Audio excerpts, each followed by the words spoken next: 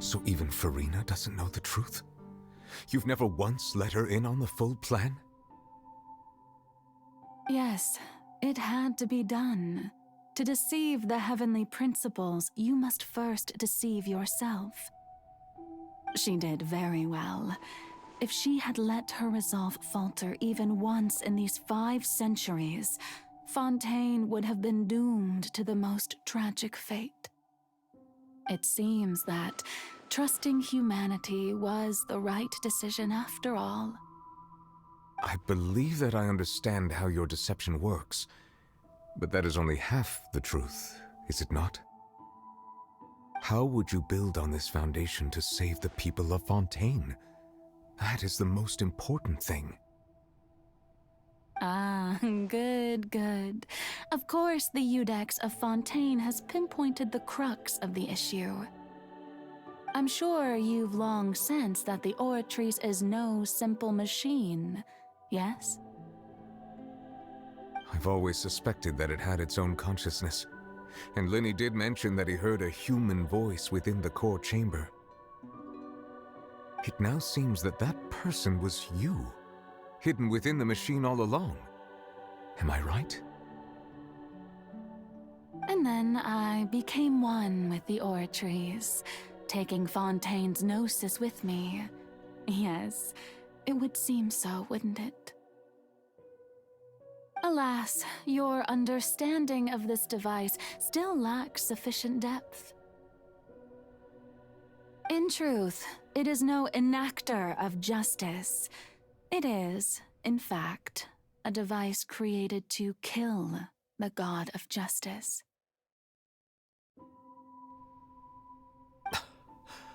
I beg your pardon?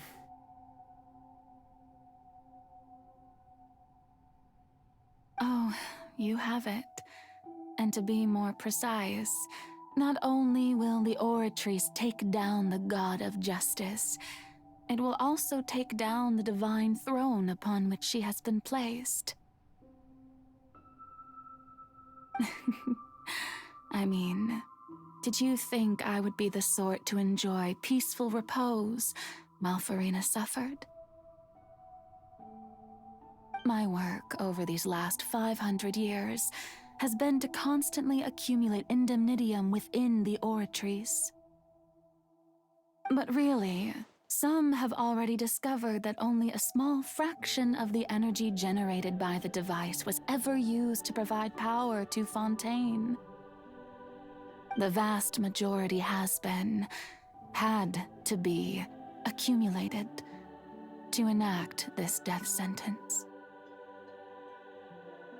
It was all a part of your plan then, both the trial and the sentence. Indeed. This power, accrued over 5 centuries, could have sustained Fontainians for millennia had it only been used for that purpose. Almost all of it has now been stored within the Oratrice. But only power of this magnitude could hope to destroy the Hydro Archon's divine throne, shaking the rules established by Celestia and breaking through the institution that is the Seven. So the Oratrice's call for death was for neither Farina nor Focalor, but for the Hydro Archon. The destruction of that divine throne. If I do not misunderstand your intent, you must be returning what's rightfully yours to you, of course.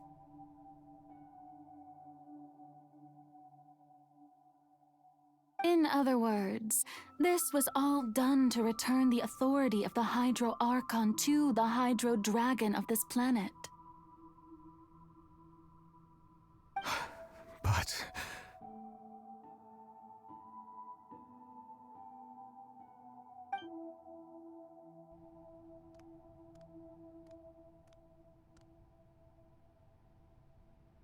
oh, what?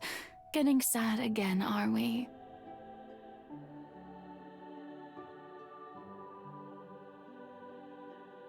The authority of the ancient dragons shall soon be yours once more, O Hydro Dragon Sovereign. And this is the face you make.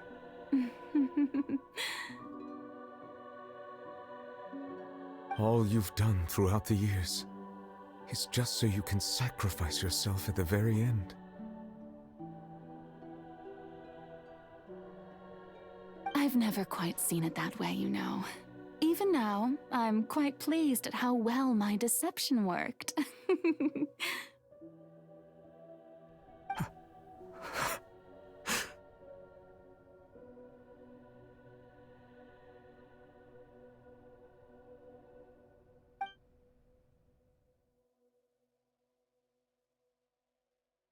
Hydro Dragon, don't cry.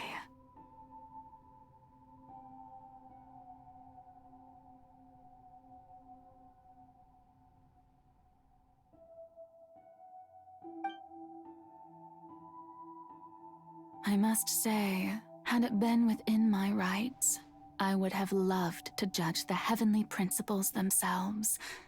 Were they not guilty of essentially the same crime? Egeria stole the power of the primordial sea, and the heavenly principles stole the power you ancient dragons possessed. I, for my part, am the god of justice. And is it not just that your original powers should be returned to you? Speaking of justice, I have always believed that justice lies in the process of pursuing human existence itself. So, if the theft of the primordial sea's might was Fontaine's original sin,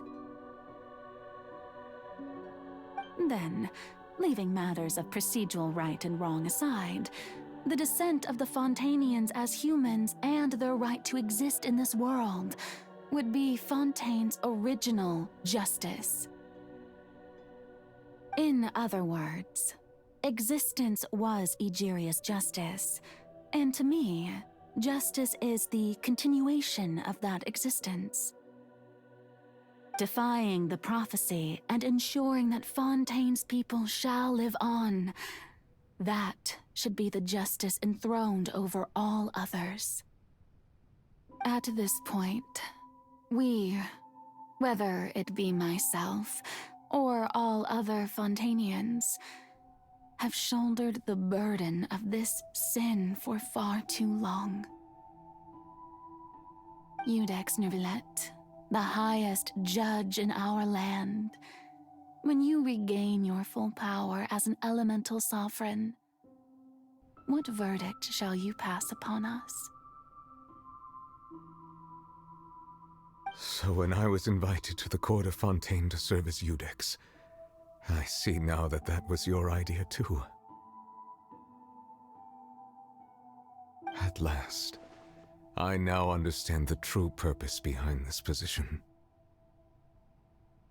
In the beginning, I was uninterested in human existence.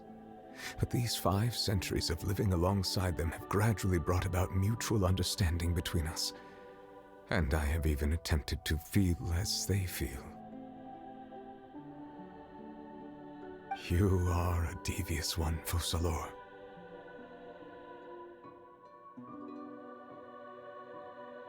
Things being as they are, surely you know that I could never declare them to be guilty.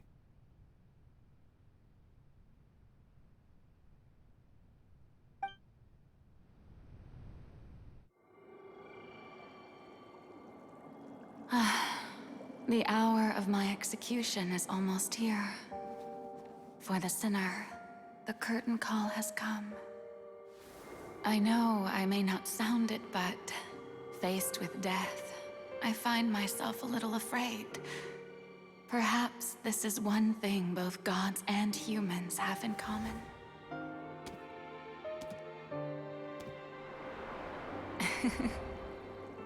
Farewell, Nёvi. I hope you've enjoyed the part you played these 500 years.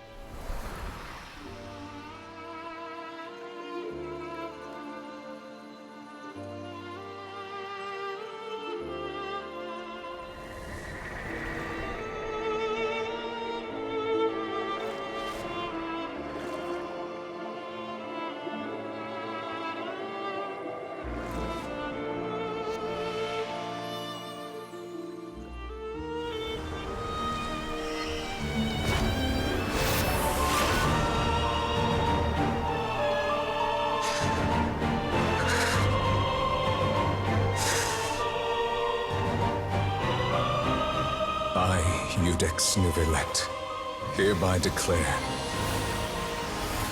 people of Fontaine, your sins are forgiven.